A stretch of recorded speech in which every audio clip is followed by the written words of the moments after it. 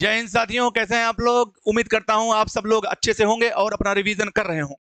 साथियों, आज हम लोग पढ़ने वाले हैं ब्रिटिश काल में खास तौर पे जो शिक्षा का विकास हुआ उसका सेकंड पोर्शन।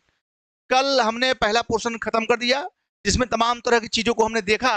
आज हम लोग बहुत ही महत्वपूर्ण पोर्शन को देखने जा रहे हैं। जी हाँ, बहुत ही महत्वपूर्ण पोर्शन को देखने जा रहे हैं। तो चलिए फिर बिना किसी विलंब के करते हैं शुरुआत। तो आज का जो सबसे पहला पोर्शन और सबसे खास चीज जो हम लोग पढ़ने जा रहे हैं, जहां से शुरुआत करने जा रहे हैं, वो है the Wood dispatch.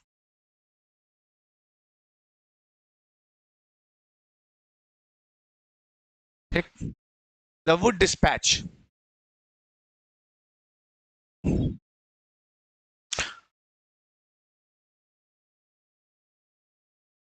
Wood dispatch,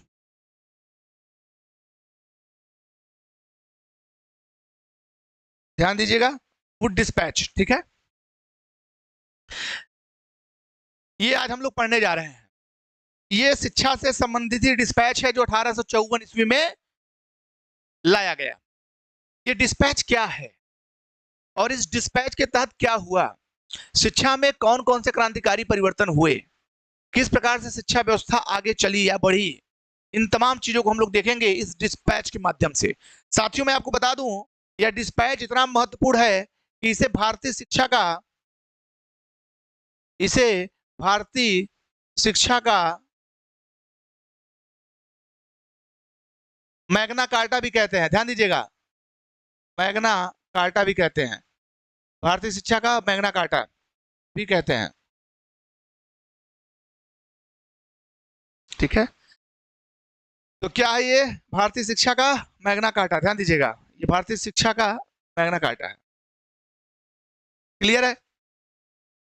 Magna carta बहुत ही विशेष कानून को कहते हैं, खास तौर पे एक ऐसा कानून जिससे तमाम तरह के फायदे सुनिश्चित हो, उसे बोलते हैं मैग्ना कार्टा। ठीक है ना, जिसके बहुत सारे उद्देश्य हो और जिससे बहुत ज्यादा लाभ हो।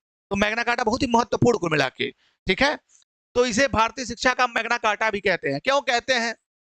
Y do we call it the Magna Carta of Indian education? क्या कारण है इसको कहते हैं हम लोग? तो देखिए भैया, सबसे बड़ी चीज है, इसकी स्थापना जो है, ये चार्ल्स वुड साहब थे, यही इसके प्रेसिडेंट थे। ठीक है, और इन्हीं के माध्यम से ये वुड डिस्पैच लाया गया। और वुड डिस्पैच जो था, ये शिक्षा का मैग्ना कार्टा इसे कहा जाता है। कारण यह है कि इसके बहुत सारे लाभ हुए, इसके बहुत सारे लाभ हुए। तो थोड़ा थोड़ा हम इसके सुधारों की बात करेंगे, इसके मेन पॉइंट्स की बात करेंगे, क्यों यह महत्वपूर्ण है, इस पर भी चर्चा हम लोग करेंगे। आइए फिर करते हैं क्या क्या सुधार इसने किया। देखिए, तो सबसे पहला सुधार वुड डिस्पैच का,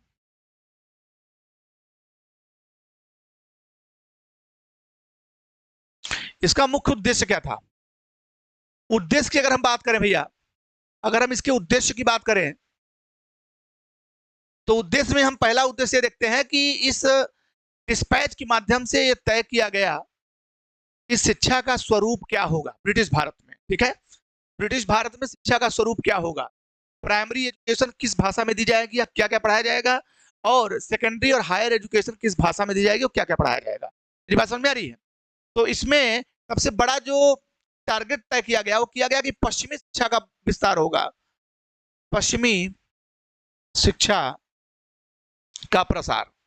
ठीक है ना, पश्चिमी शिक्षा का प्रसार पहला उद्देश्य था। उसका कारण क्या था?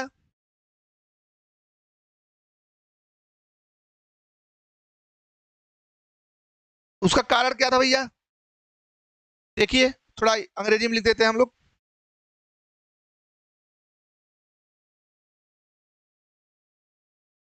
The expansion of the western education.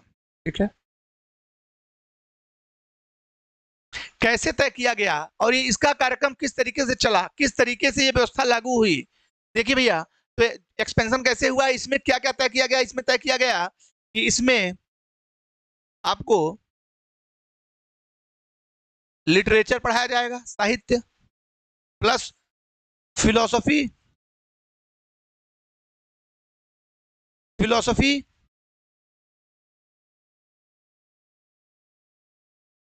इसमें फिलॉसफी पढ़ाया जाएगा, ठीक है, फिलॉसफी हो गया। इसके अलावा क्या हो गया भैया, इसके अलावा मैथ्स, जिसको बोलते हैं अर्थमेटिक्स, मैथ्स, मैथमेटिक्स, ठीक है। ये सारी शिक्षा आपको दी जाएंगी, ये सारी शिक्षा दी जाएंगी, ठीक है। और ये लिटरेचर क्या होगा, वेस्टर्न लिटरेचर, वेस्टर्न लिटरेचर, ठीक है। वेस्टर्न लिटरेचर अर्थात पश्चिमी साहित्य का जो है प्रचार प्रसार किया जाएगा। इनका मुख्य उद्देश्य क्या था, इस बात को भी समझना है। इनका मुख्य उद्देश्य ये था कि भारत के अंदर पश्चिमी शिक्षा की सर्वोच्चता को साबित करना, अर्थात ये बात साबित करना कि पश्चिमी शिक्षा जो है वो भारत और अरब के समस्त शिक्षा प्रणाली से बेहतर है।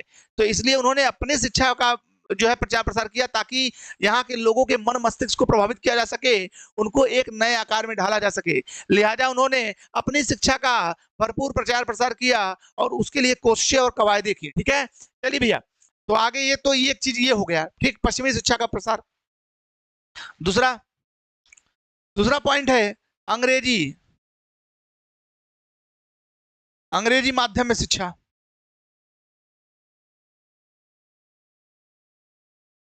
ठीक।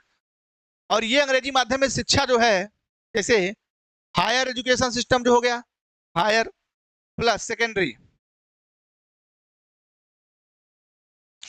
तो सेकेंडरी और हायर लेवल पे ये अंग्रेजी माध्यम रहेगा, बात समझ में आ रही है, ठीक है। प्लस प्राइमरी जो एजुकेशन होगी, जो प्राइमरी एजुकेशन होगी भैया, प्राइमरी एजुकेशन, इसके लिए किया गया वर्नाक्युलर, वर्नाक्युलर लैंग्वेज, अर्थात लोकल भाषा में प्राइमरी एजुकेशन लोकल भाषा में दी जाए, ये तय किया गया। और हायर एजुकेशन और सेकेंडरी एजुकेशन आपकी अंग्रेजी माध्यम में होनी चाहिए, ये तय किया गया इस जो है वुड डिस्पैच से, ठीक है। क्या किया गया कि अंग्रेजी का विकास अगर करना है तो आपको शिक्षा अंग्रेजी में देनी पड़ेगी।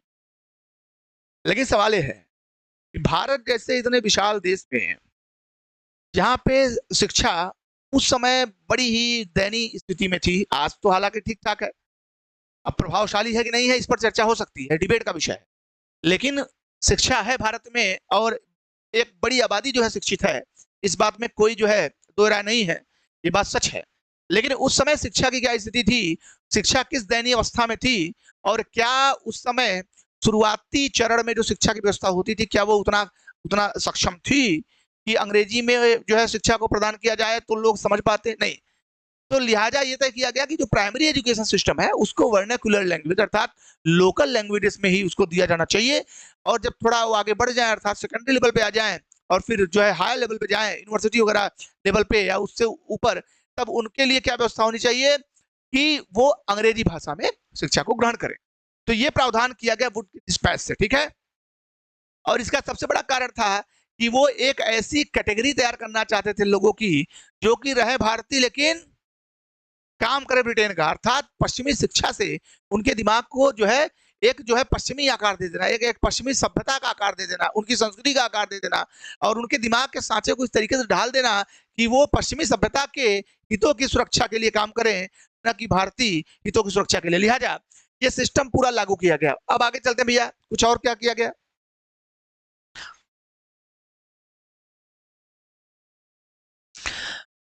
हाँ, वोकेशनल एजुकेशन,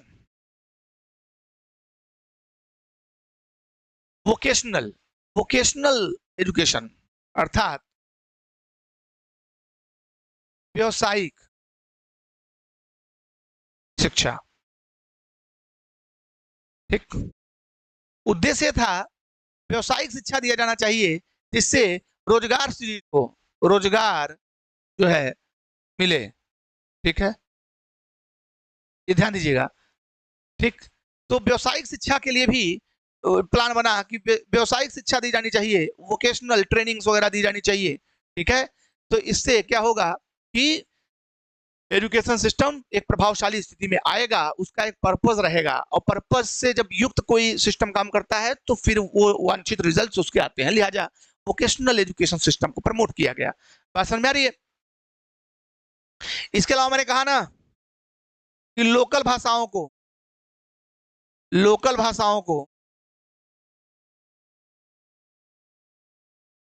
भाषाओं को प्रोत्साहित किया गया, प्रोत्साहित करने का लक्ष्य। लेकिन ये जो लोकल भाषाओं को प्रोत्साहित करने का लक्ष्य ये हासिल नहीं हुआ, अर्थात इसकी उपेक्षा हुई, ध्यान दीजिएगा। टारगेट तो किया गया था कि ये वुड के डिस्पैच ने कहा था कि ये सारी चीजें करेंगे, इसके अलावा मतलब लोकल भाषाओं का भी विकास किया जाएगा, प्रोत्साहित किया जाएगा, लेकिन ये टारगेट अचीव नहीं हुआ। बाकी सारे टारगेट मोर और लेस अचीव हुए, लेकिन ये टारगेट इसकी उपेक्षा हुई, इट वाज अवॉइडेड। ठीक है, ध्यान दीजिएगा। तो ये सिस्टम पूरी तरीके से काम कर रहा था और अपने लक्ष्य की तरफ बढ़ रहा था। ध्यान दीजिएगा, पूरी तरह से काम कर रहा था और अपने लक्ष्य की तरफ बढ़ रहा था। अब आगे चलते हैं। इसके अलावा एक और आपका आता है, आपका WW हंटर कमीशन।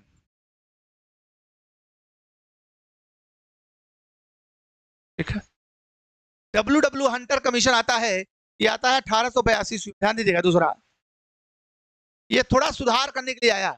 दूसरा जो मॉडल आया WW हंटर कमीशन 1882 में, यह सुधार करने के लिए आया कि जो वुड डिस्पैच है उसमें और क्या संशोधन होने चाहिए, क्या क्या किस तरीके से काम कर रहा है सिस्टम, और किस तरीके का सिस्टम जो है हमको जो है इसमें शामिल करना चाहिए ताकि इसमें सुधार आए, ताकि इसमें बेहतरी लाई जा सके। चलिए, तो 1882 में ये सारी चीजें हुई, ये मतलब इसकी स्थापना हुई। देखिए, WW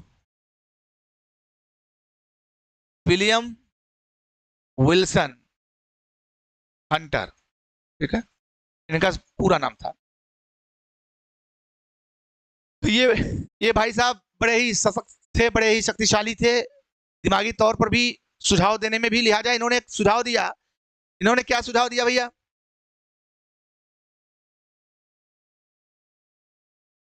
इन्होंने सुझाव दिया कि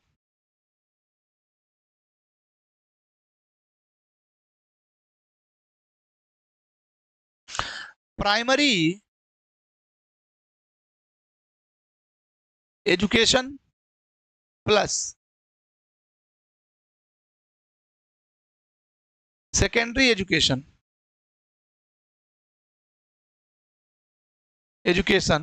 पर विशेष बल दिया जाना चाहिए, पर विशेष बल दिया जाना चाहिए।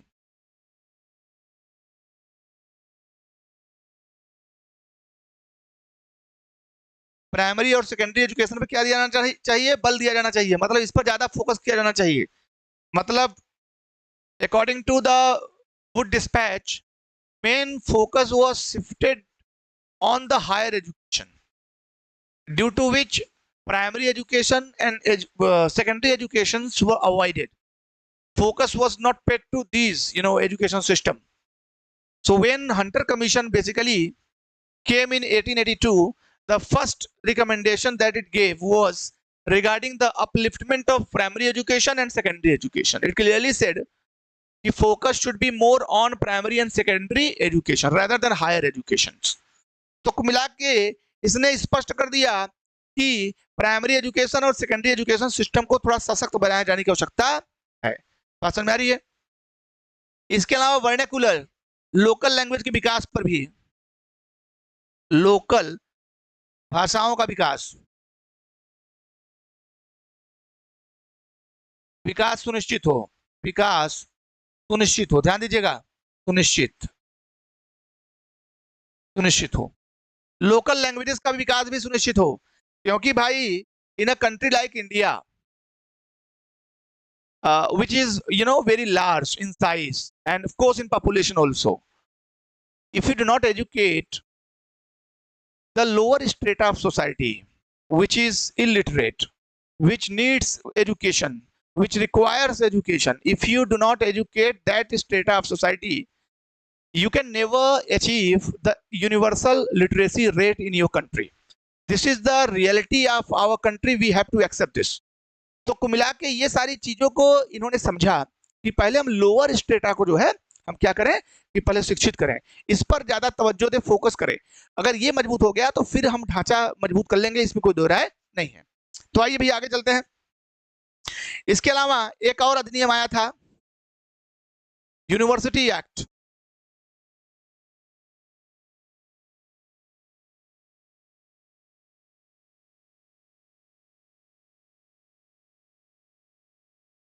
उन्नीस सौ चार,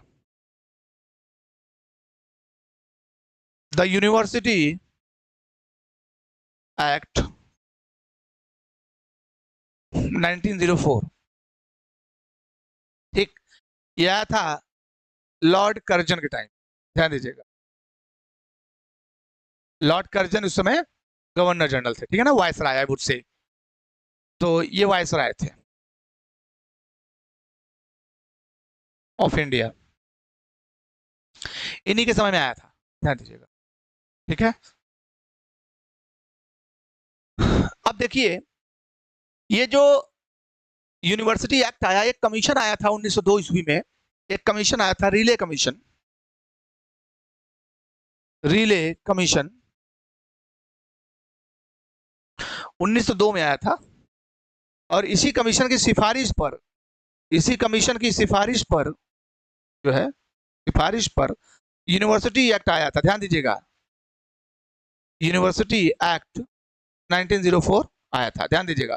ठीक है, तो ये कुल मिला के इस सबको आपको समझना है कि रिले कमीशन कब आया, 1902 में। क्या सिफारिश किया, यूनिवर्सिटी एक्ट के लिए सिफारिश दिया, और इन्हीं के सिफारिशों के आधार पर इसकी बुनियाद तय हुई। बात समझ में आ रही है, यूनिवर्सिटी एक्ट। तो अब यूनिवर्सिटी एक्ट में क्या किया गया भैया, क्या किया गया थोड़ा समझते हैं हम लोग। आप लोग जान लीजिए कि भारत में यूनिवर्सिटीज का विकास हो चुका था, ठीक है ना। पंजाब यूनिवर्सिटी, इलाहाबाद यूनिवर्सिटी, ये सब स्थापित जो है, ये सब यूनिवर्सिटी बहुत पहले से ही हमारे हमारे यहाँ स्थापित है, ध्यान दीजिएगा। ये सब यूनिवर्सिटीज क्या है, बहुत पहले से स्थापित है, ऐसा नहीं है कि 20वीं शताब्दी में आए। ये बहुत पहले 1887 में हमारा इलाहाबाद यूनिवर्सिटी बना है, ठीक है ना। वैसे ही 82 में आपका पंजाब यूनिवर्सिटी बना है, ध्यान दीजिएगा। तो कुल मिला के इस तरीके से हमारे यहाँ यूनिवर्सिटी के विकास की का जो है रास्ता जो है, वो बाद में उसको कंट्रोल करने का, उसको नियंत्रित करने का, उसको रेगुलेट करने का जो है मापदंड बाद में आया, लेकिन स्थापना पहले हुई, इस बात को ध्यान दीजिएगा। तो यूनिवर्सिटी एक्ट में क्या हुआ, क्या क्या हुआ, उद्देश्य क्या था यूनिवर्सिटी एक्ट का। उद्देश्य पे अगर हम फोकस करें, if we focus on the purpose, on the purpose, तो पहला पर्पस था केंद्रीय नियंत्रण को बढ़ाना, ध्यान दीजिएगा। केंद्रीय नियंत्रण, केंद्रीय नियंत्रण को बढ़ाना विश्वविद्यालयों पर, ध्यान दीजिएगा।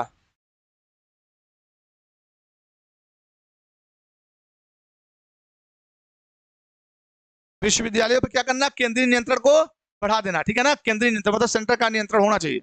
दूसरा, सरकारी स्टाफ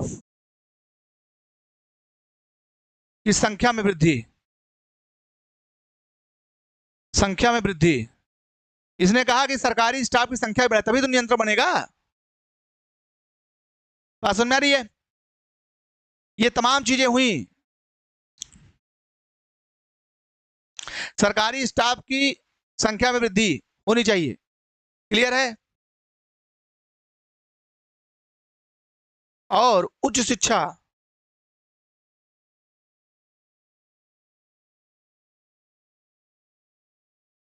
बेहतर होनी चाहिए।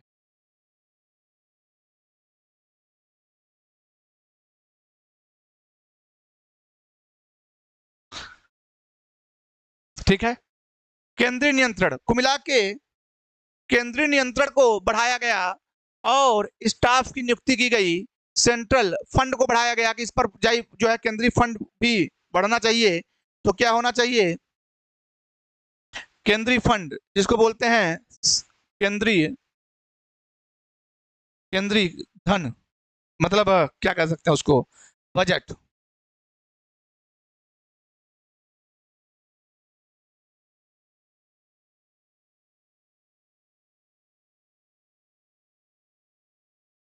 बढ़ाया जाना चाहिए। ठीक है, तो ये सारे लक्ष्य इससे निर्धारित किए गए। ठीक है, बहुत सारे लक्ष्य थे कर्जन के टाइम में। ये यूनिवर्सिटी एक्ट आया 1904 हायर एजुकेशन के लिए, खासतौर पे ये एक बहुत ही अच्छा प्रयास था। कलकत्ता यूनिवर्सिटी,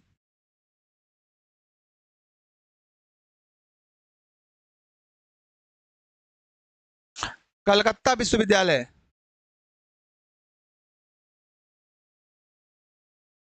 पर विशेष ध्यान,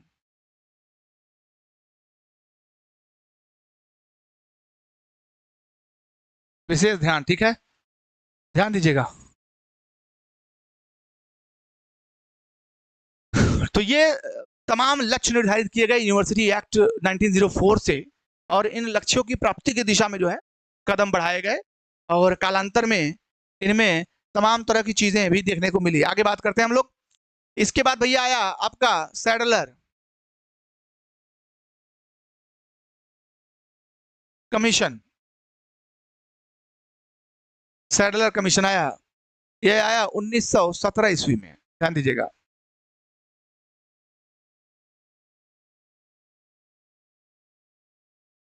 इसने कहा, इस कमीशन ने, कि बाकी सब तो ठीक है, हायर एजुकेशन को आप बढ़ा रहे हैं, बहुत अच्छी बात है, उच्च शिक्षा बेहतर होनी चाहिए, इसमें कोई दो राय नहीं है, दो मत नहीं है। लेकिन साथ ही साथ आपको जो सेकेंडरी लेवल की का एजुकेशन सिस्टम है उसको मजबूत करना पड़ेगा आपको। ठीक है, और इसके लिए बोर्ड्स के गठन की मांग की गई। यहीं से बोर्ड्स, बोर्ड, बात समझ रहे हैं, बोर्ड के गठन की मांग। जैसे हमारे पास है ना इंटरमीडिएट, इंटरमीडिएट बोर्ड, ठीक, दूसरा है हाई स्कूल बोर्ड। तो इस सिस्टम की शुरुआत का श्रेय जाता है सैडलर कमीशन को। इसने कहा कि यूनिवर्सिटी के डेवलपमेंट से इतर, मतलब विश्वविद्यालयों के साथ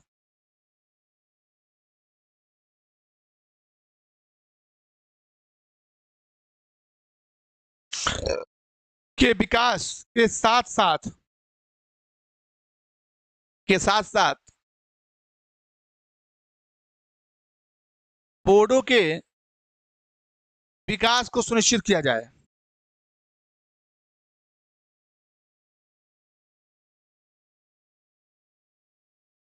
सुनिश्चित किया जाए। इसका उद्देश्य क्या था? इसका उद्देश्य क्या था? इसका उद्देश्य था अत्यधिक जनमानस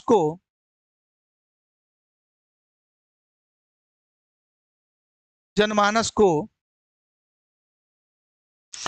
शिक्षा का लाभ सुनिश्चित करना, शिक्षा का लाभ सुनिश्चित करना। ठीक है, अत्यधिक जनमानस को शिक्षा का लाभ सुनिश्चित करना, ये सैडलर कमीशन का पर्पस था। बोर्डों के गठन की मांग की। उन्होंने कहा कि यूनिवर्सिटी का विकास ठीक है, it is very good that you are developing the universities, working for universities, and universities are on right path of development, but what about the boards, what about the higher education, especially secondary education, what about the intermediate educations, उनके बारे में कौन सोचेगा? ठीक है ना। तो मिला के इसको सुनिश्चित करने के लिए इन्होंने क्या काम किया कि ये बोर्ड्स के गठन की मांग की और बोर्डों का गठन किया गया, प्लस फंड भी इनमें, फंड की दिशा को इनकी तरफ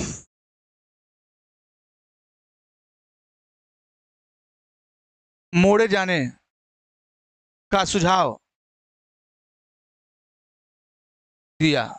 ठीक है, जो फंड की दिशा है, कुछ जो है फंड, इस पर भी ध्यान दिया जाना चाहिए और इनके गठन को जो है सुनिश्चित किया जाना चाहिए, क्योंकि इससे अत्यधिक जनमानस का कल्याण होगा और बोर्ड्स वगैरह बन जाएंगे। तो क्योंकि हायर एजुकेशन में जाने की सबकी हैसियत नहीं होती थी ना, तो अगर आपको ज्यादा आबादी को परिलक्षित करना, मतलब कवर करना है तो ऐसी स्थिति में आपको बोर्ड्स के गठन पर ध्यान देना पड़ेगा और बोर्ड्स के माध्यम से अत्यधिक जनमानस को आप कवर कर सकते हैं। ठीक है, आइए चलते हैं, आगे चलते हैं। इसके बाद एक और बहुत ही खास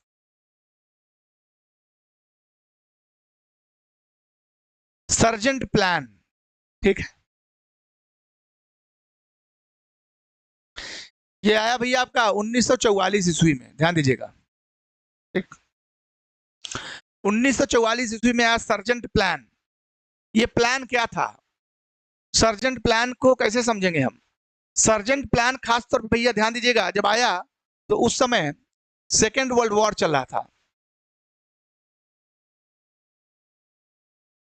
ठीक है ना, सेकेंड वर्ल्ड वॉर चल रहा था और इनका जो उद्देश्य था कि पोस्ट वार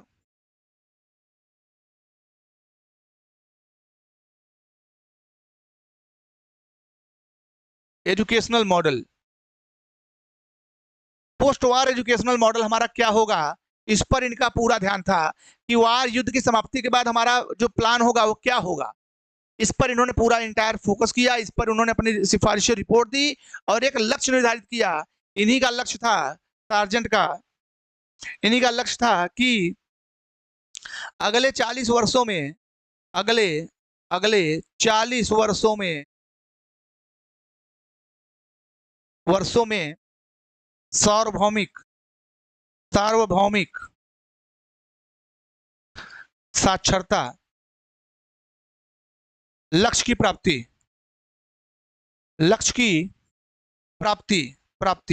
अर्थात 6 से लेकर 14 वर्ष तक के बच्चों को, 6 से लेकर 14 वर्षों